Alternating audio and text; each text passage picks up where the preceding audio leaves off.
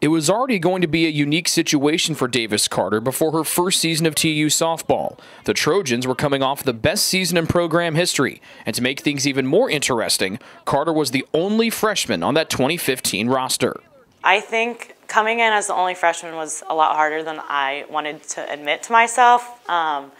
You know, all the girls already kind of had their gel, and they went to the national tournament the year before. So I think coming in my freshman year, I was like, oh my goodness, like, how am I going to contribute? I'm just one person, like, and how can I contribute when they did so well the year before? To say Carter contributed would be a massive understatement. She batted .429, slugged .701, and drove in 51 runs, with all of those marks ranking in the top 7 of Crossroads League players. Carter would be named a second-team All-American after her stellar freshman campaign. But it would be the changes Carter made after her second season at TU that propelled her to one of the best offensive careers in school history.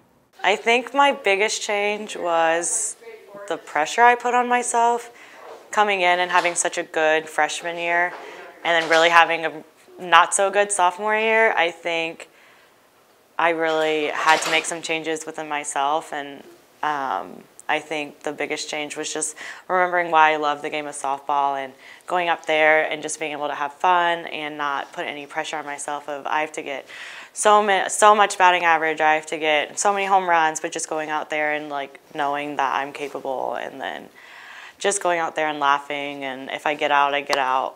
Carter's name is littered all over the TU record book. In her career, she finished second in home runs, slugging percentage, and runs batted in, third in total bases, fourth in average, fifth in runs scored, and seventh in on-base percentage. She also never struck out more than 7 times in a single season. For the Greenwood, Indiana native, 2 of her career highlights came from the 2017 season. I think looking back now, probably hitting the home run against Marion that ended up beating them my junior year was really cool.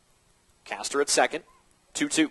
Carter sits back, sends this one towards center field, going back at the wall, and Davis Carter has hit a home run in 3 straight games. The Taylor dugout sprints out to home plate as Davis Carter has given Taylor a 2-0 lead here in the bottom of the second.